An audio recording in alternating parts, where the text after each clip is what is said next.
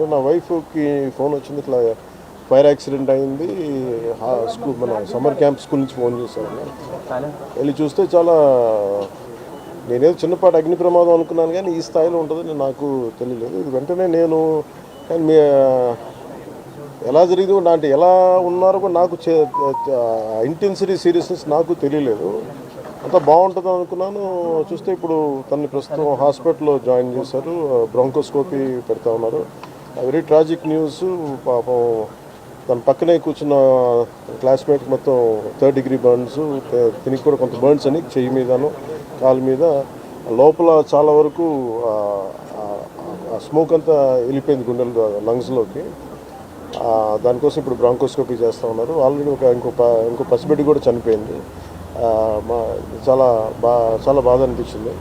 దాదాపు 30 మంది పిల్లలు ఈ సమ్మర్ క్యాంపు సంబంధించిన దురదృష్టకరమైన సంఘటన. So quiet an unfortunate incident.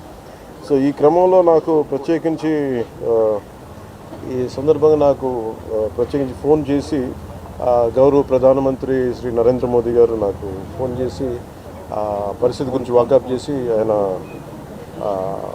అక్కడ సింగపూర్ మనకు ఇండియన్ హై కమిషనర్ కూడా తెలియజేసినందుకు మనస్ఫూర్తిగా ప్రధానమంత్రి నరేంద్ర మోదీ గారికి నా హృదయపూర్వక ధన్యవాదాలు తెలుపుకుంటా ఉన్నాను.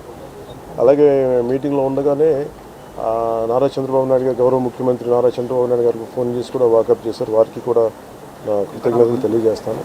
అలాగే నారా లోకేష్ గారికి కూడా ప్రత్యేకించి ఫోన్ చేసి అడిగారు. అలాగే హోంమంత్రి అనిత్ గారు కూడా అడిగారు. అలాగే కేటీఆర్ గారికి కూడా నా ప్రత్యేకమైన ధన్యవాదాలు తెలియజేసుకుంటున్నాను.